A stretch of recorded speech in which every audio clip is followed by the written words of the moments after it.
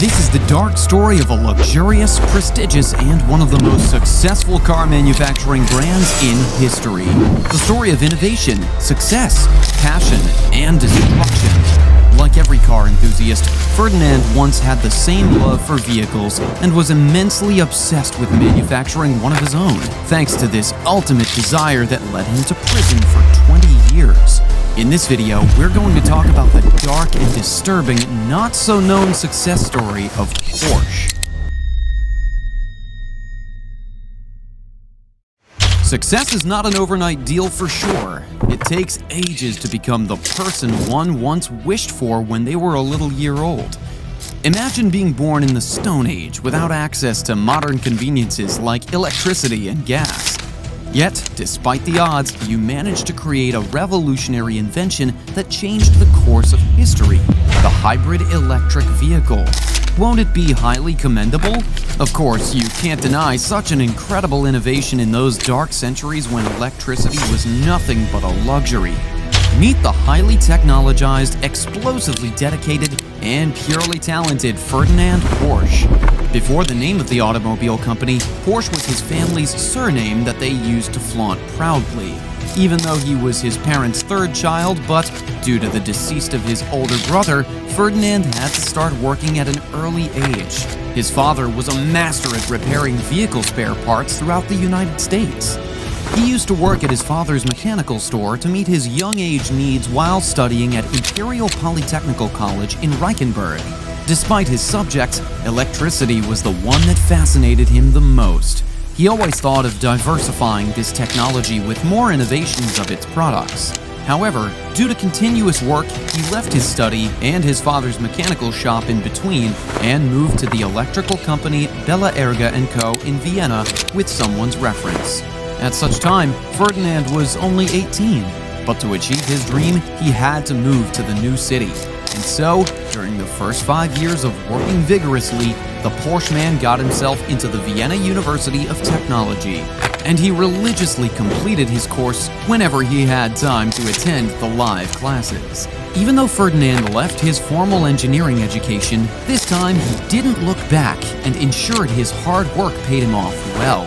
By reviving the concept of Wellington atoms in 1897, he invented the first electric wheel hub motor while working for Bella and Erga. It actually paved the way for more advancements in the automotive sector of the world. After the invention of the first electric wheel, he moved to a new company in Vienna in the same year. It's disclosed till now what could be the reason behind it, but we may consider Ferdinand's move to test his skills to greater levels. He joined Jacob Lohner and Company in charge of building carriages for the Emperor of Austria and King of Hungary, Franz Joseph, and other rulers of Sweden, Romania, and the United Kingdom. His company, Jacob Lohner, was already in the industry of building vehicles since 1896, with the contributions of Ludwig Lohner, the first manufacturer of cars in Austria and Hungary. But you know what the good part is? When Ludwig and the Lohner Company unveiled their first vehicle design in 1898, Ferdinand Porsche was a massive contributor. The vehicle is still very popular as Edger-Lohner vehicle, or Porsche 1, and is remembered as a landmark for more success in the way of the carboy. If we time travel, Ludwig Lohner approached Ferdinand to collaborate with him to build his first hybrid electric vehicle. They designed, assembled, and executed their plans together and made it to the world's record list. However, it's said that Porsche holds in high regard than Lohner for planning the prototype for the futuristic designs of their vehicle. It was a coach-shaped boxy car powered by 2 electric motors to run its engine. You may be surprised to know, but even back in those times, both boys focused on building their first car, both environment-friendly and efficient energy savers.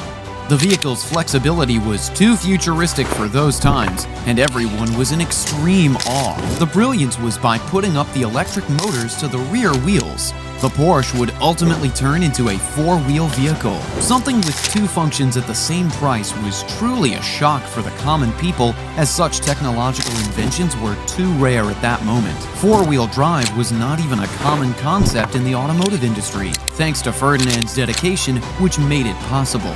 and to make this design appear more revolutionary, an Englishman named E.W. Hart placed an order for a 4-motor Porsche 1 to let people know how this vehicle could fulfill your basic transportation needs, apart from being used by monarchs and dynasties. Moreover, to praise this revolution of Ferdinand Porsche, the car was exhibited at Paris World Exhibition and blew away the seniors of the automation industry to the fullest. But unfortunately, due to its 1,800-kilogram weighty lead-acid batteries, the car could not reach hilly areas, even though it had high-speed facilities. Because of its limited battery life, P1's production run was short. After the discovery of Porsche 1, Ludwig and Ferdinand again shook hands for an upcoming vehicle, and this time it was way too astonishing. Both these car boys launched Loaner Porsche Mixte Hybrid with insane energy efficiency while working with the Loaner Company. This was the first ever petroleum electric vehicle with a combustible engine built by Daimler. You'll be amazed that this vehicle has proved innovative by crossing the selling record of over 300 Loaner Porsche until 1906. Not only this, but with a speed of up to 56 kilometers per hour, their hybrid vehicle got the boys' winning trophy of Exelberg Rally in 1901 with the driving capabilities of Ferdinand. Later, the boys upgraded this vehicle with the more advanced engine from Daimler and Panhard, which gave them more speed records. Ferdinand was also hired by Archduke Franz Ferdinand of Austria as his chauffeur in 1902 and got the Putting Prize for being the top automotive engineer in Austria in 1905. Ferdinand Porsche was doing great at making and assembling cars. Until 1923, he named himself the winning trophy of 43 car races. However, in the same year, Porsche left his job at Austro-Daimler for not supporting his other ideas for future car development. But just after his resignation, he was appointed by Daimler Motor in Gesellschaft as technical director in Stuttgart. During his working era in the company, Ferdinand introduced super-fast racing cars and finally made the Mercedes-Benz SSK public, revolutionizing the motor racing of the 1920s. But after the collaboration of Motor in Gesellschaft and Benz and CA, which resulted in the production of Mercedes-Benz, Porsche's idea for the lightweight compact car, Ferdinand was found crying in the corner as it didn't suit Daimler and Benz's board. But in 1929, Ferdinand concluded that he should leave the job. However, people claim that this decision was probably because of the economic crisis and stock fall, which was known as the Great Depression in the United States. In 1931, Ferdinand, with his crew Adolf Rosenberg and his son-in-law Anton Pietsch, made a massive comeback by establishing his vehicle consulting firm, Porsche GmbH. His company is centered in Germany with a leading firm in Stuttgart. But you know what? Porsche was not making cars since the first day. It was an entirely different company than the Porsche we know today. Ferdinand started by counseling the German automakers regarding vehicle designs, services, manufacturing, mechanics, and sometimes revamping old models. They didn't come with many financial settlements. His crew members were his investors, but it was not enough to launch futuristic cars. To be precise, they were not building cars under their company names, but just collaborating or assembling the spare parts of others. However, that being rightly said, when there's a will, there's a way. This happened with Ferdinand's company as they received a task from the German government to design a vehicle for people, or, in short, a people's car called Volkswagen, which should be similar to his previously designed vehicle of 1931 Type II car. As Adolf Hitler released the commands, the company was too conscious of making it what exactly the German government was looking for. When the final product was released, it was similar to Hans Gladwing's automotive designs of the two modern vehicles, the Tatra V570 and Tatra 70. But sadly, Tatra didn't show any humbleness and eventually filed a lawsuit against Porsche for using their design engineering without permission. But to Ferdinand's luck, the case got stopped due to World War II and the new rule in Germany. However, to go with honesty, Porsche Company paid a settlement fee to Tatra to end this dispute from the root. Also, World War II was destroying the world at full pace. But luckily, Porsche was so blissed at the time as it started introducing heavy tanks and weaponized machines, which could be helpful in wars. And to this, the Volkswagen production ultimately turned to manufacturing vehicles that could be used in militaries, such as the Kübelwagen and the Schwimmwagen. But unfortunately, after the war ended, the Volkswagen production company was going under British rule, and they arrested Ferdinand with the allegations of war crimes.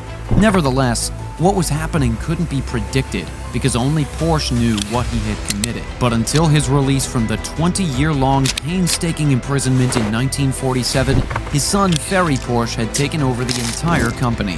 However, Ferdinand was a lucky father, as his sons didn't let the automotive company go to downfall, but continuously made efforts to upscale it without any additional losses. Although it was Ferry who got the pace to launch his own company's car, as he didn't find any vehicle in the market that could match his standard. So it was 1945. The first ever Porsche made a public appearance with the name tag Porsche 365. The vehicle was super incredible, with the most innovative car design ever introduced at that time. It got made in Austria with most parts of the Volkswagen Beetle of the company, just as the engine, combustion, transmission, etc. It was Porsche's first car, but how sleek and futuristic the design was is genuinely commendable. The credit for this development is definitely going to Ferdinand's son, who didn't downscale his father's company, but made sure to revolutionize it even better. After constructing the Porsche 365, the company started working on more models of cars to give their customers more shopping options. But in 1964, the company wondered why they shouldn't update their first Porsche. Hence, here comes Ferdinand's grandson, who was famous as Bootsy, to get the company's back. He remodeled the 911 car with the same design and concept, but the engine was replaced with a Boxer 6-cylinder powerful engine this time. You may be surprised, but 911 is still the boss at motor rallies and will be sold for millions of dollars prices if someone has it today, which is quite rare. Later on, after the era of 911, the company came up with the cost-effective model of 911, so that everyone who couldn't afford it could have the top road car. The founders and engineers concluded to let the new models have basic mechanical configurations of rear engines, with a simple but sleek look with a nameplate of Porsche 912. Now let's move forward. If you time travel to 1990, Porsche would partner up with Toyota to get more advanced in automaking. As the Japanese automaker, Toyota was already too advanced in manufacturing, designing, and engineering the car. This partnership benefited Porsche to a greater extent. Later, it was found out that Toyota was assisting Ferdinand's company with the latest hybrid techno automobiles. After a few years in 1996, Porsche came up with a Boxster, its first roadster-style car with a slick look and finishing. It was powered by a water-cooled mid-engine with 4 seats and 2 double doors. There has yet to be a reviving model of this roadster launched in the market. In the 2000s, Ferdinand's company Porsche made everybody astonished with a new child brand that solely revolves around its sports car race. They named their fast car Porsche Carrera GT, but surprisingly, it's famous in the market as Carrera only. It's still ranked as the 8th best sports car in the world, even now, after launching the mighty Lamborghini, Ferrari, Bentley, Audi, etc. After this, Porsche Automotive Company made public their compact luxury SUV with the title Porsche Cayenne. This was their first off-road sports car. In 2012, Porsche again thought to mind-boggle everyone, so they launched their Porsche Macan. It was also a luxury SUV, but it stood out of the crowd from the famous car of that time, like the Audi Q5 and Range Rover Evoque, with its functionality and outclassed design. So, from 2012 to 2022, Porsche launched several new models of their cars with more advanced technology. The company is still the top priority in road racing and SUVs. Even after this many years, you can't beat the class of 911 and Carrera. They will forever be dancing on the top. Despite this, Porsche's automotive company teaches us how to evolve with technology over time. through collaborations and partnerships, just like it did with Toyota and Volkswagen. And also, learning, and don't hesitate to learn should be the company's motive, as Porsche didn't back off when it came to being the assistant of Japanese automakers and loaner company. And so, the video ends here. Hope you enjoyed the video and got to know about the revolutionary history of Porsche and its amazing journey to becoming one of the top car brands in the world. Make sure to subscribe to our channel and let us know which Porsche car is your favorite